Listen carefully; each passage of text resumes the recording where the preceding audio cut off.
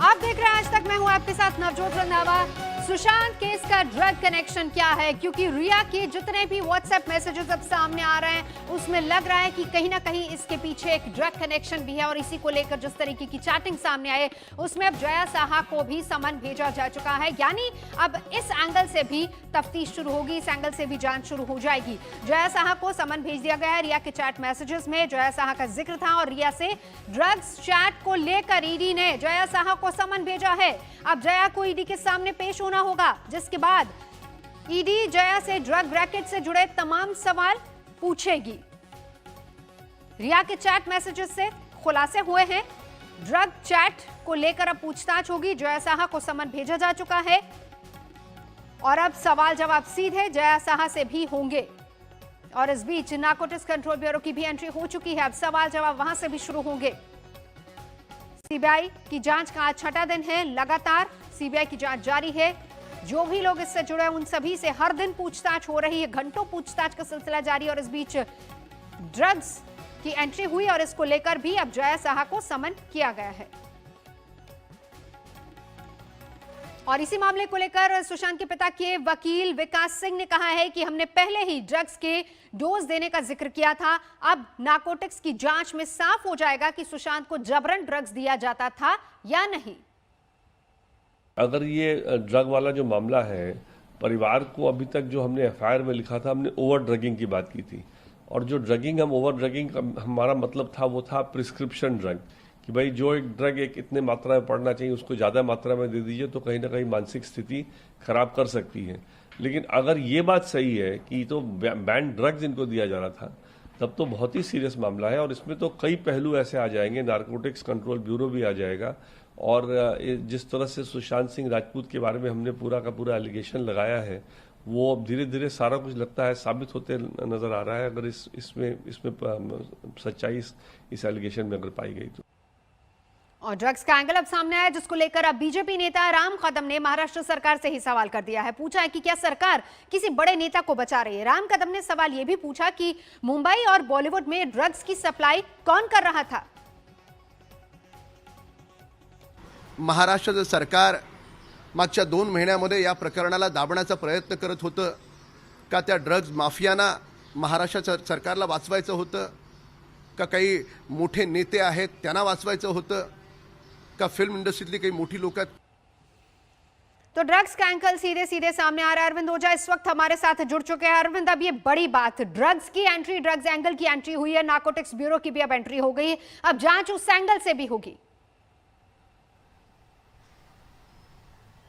बिल्कुल उस जांच उस एंगल से होगी। मैं आपको बताऊं कि दरअसल नवजोत, ये मामूली ड्रग्स की बात नहीं हो रही है। एमडीएमए ड्रग्स का डिस्कस हो रहा है और आज तक के पास वो चैट भी है जिसमें रिया ये बता रही है एमडीएमए ड्रग्स, उसको शॉर्ट फॉर्म में एमडी भी कहते हैं। और जो हमारी जानकारी है, मुंबई की बड़ी बड़ी पार्टियों में इस एमडीएमए ड्रग्स की काफी ज्यादा डिमांड है। नारकोटिक्स कंट्रोल ब्यूरो ने अभी कुछ दिन पहले ही मुंबई से सीज किया है, तो अब ड्रग्स की इसमें एंट्री हो गई है। हालांकि ये जानकारी इन्फोर्समेंट डायरेक्टरेट को जब शुरू में उसने जांच की थी तो तमाम सुशांत से जुड़े लोगों के जो व्हाट्सएप चैट है उनको रीड कर रही थी, जिसमें कई ऐसे चैट थे खासकर रिया के, वो डिलीट किए गए थे। जिसके बाद दोबारा से वो चैट हासिल की गई, जिसमें चौंकाने वाला खुलासा हुआ कि बकायदा ड्रग्स के बारे में बात हो रही है। जिसके बाद बकायदा एक डिटेल रिपोर्ट बनाई गई। इन्फोर्समेंट डायरेक्टरेट ने वो रिपोर्ट बनाई, नारकोटिक्स कंट्रोल ब्यूरो को भेजा। कल नारकोटिक्स कंट्रोल ब्यूरो के जो डायरेक्टर है राकेश अस्थाना, उन्होंने आज तक को कंफर्म किया कि इन्फोर्समेंट डायरेक्टरेट ने बकायदा हमें चिट्ठी लिखी है और हम जल्द जांच शुरू करेंगे।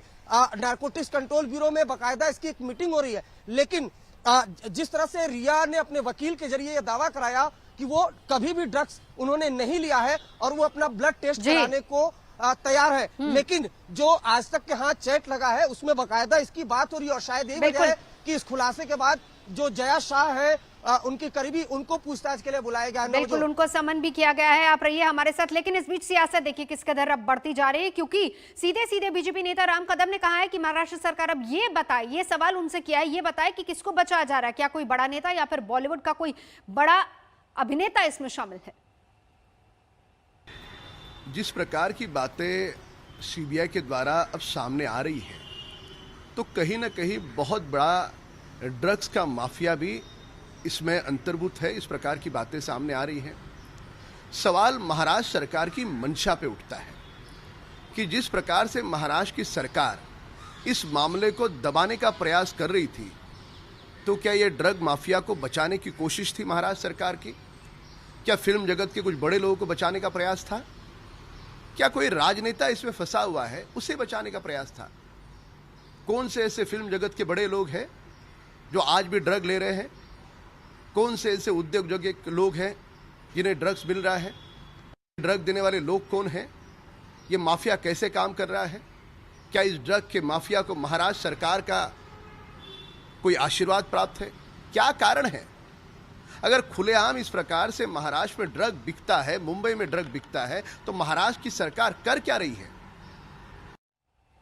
सियासत एक तरफ, लेकिन हमारे 4 सहयोगी लगातार हमारे साथ जुड़े हैं क्योंकि इस पूरी खबर की पल पल की जानकारी हमें दे रहे हैं।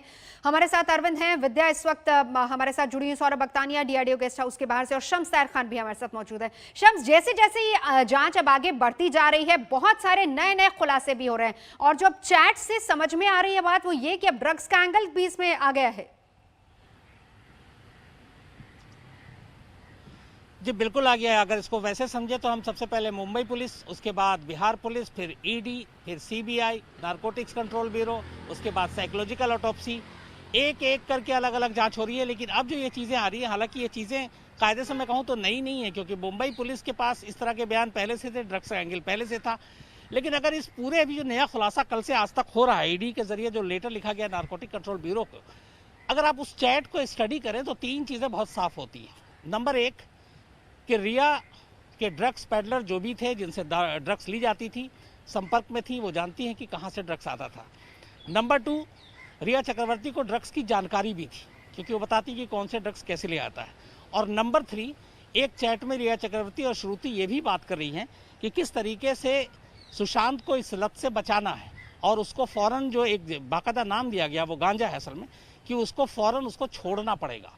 तो ये तीनों चीज़ें मिलाने के बाद जाहिर सी बात है, जब ये सामने सारी चीज़ें आई तो अब हर पहलू से जांच होगी। लेकिन अभी तक सिर्फ एक चीज़ है कि इस पूरे मामले में, चाहे वो ईडी हो या नारकोटिक्स कंट्रोल ब्यूरो ने तभी शुरू नहीं किया है, अभी तक बात ड्रग्स के कंजम्पशन की है, सेवन की है, कि सुशांत तो उसके आसपास के लोग ड्रग्स लेते थे, लेकिन ड्रग्स पेडलर्स के साथ या ड्रग्स के माफियाओं के साथ इनका कोई लिंक है, बिजनेस लिंक है, ये नहीं मालूम। दूसरी चीज़ जो अभी सुशांत के परिवार के वकील ने भी कहा, वो ये है कि ये भी अब ये देखना है कि सुशांत को ये ड्रग्स की लत किसने लगाई, ड्रग्स जबरन दिया गया या ड्रग्स वो खुद लेते थे। अब ये सारी चीज़ जो होगी वो विटनेस के ही जरिए होगी, जो भी इसके जुड़े हुए आसपास के लोग हैं, चाहे चारों स्टाफ उनमें से, उनके जरिए बात होगी कि क्या ये ड्रग्स जबरन दिया जाता था या ड्रग्स लिया गया। अब इन बातों की भी जांच होगी। बिल्कुल, ये सवाल भी अब जांच के दायरे में आएंगे। इन सवालों की एंट्री अब हो गई है, जिन जिन से पूछताछ हो रही है। कहां, कौन कौन, किस किस से हो रही है पूछताछ, आज 6वां दिन है। सौरभ बख्तानिया, क्या अपडेट वहां से? जी देखिए, लगातार जो सीबीआई ऑफिशियल्स की जो टीम है वो अंदर आती जा रही है। सिद्धार्थ पिठानी आए हैं, इरफान चुके हैं जब तक सीबीआई। सिद्धार्थ पिठानी अंदर मौजूद है, साथ ही जो कुक है वो भी अंदर मौजूद है।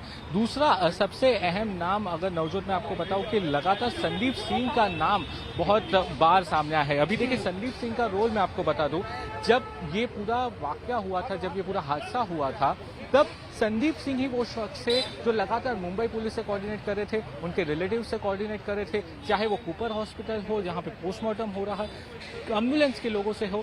संदीप सिंह ऐसे शख्स थे जो हम हर एक व्यक्ति से कोऑर्डिनेट कर रहे थे। अब एक और बात मैं आपको बता दूं, जब उन्होंने आज तक से बात की थी तो आज तक से उन्होंने ये खुलासा किया कि सुशांत सिंह राजपूत एक ऐसी प्रेस कॉन्फ्रेंस करने वाले हैं और कुछ बड़ा खुलासा करने वाले हैं और इसलिए सीबीआई की जांच होनी चाहिए।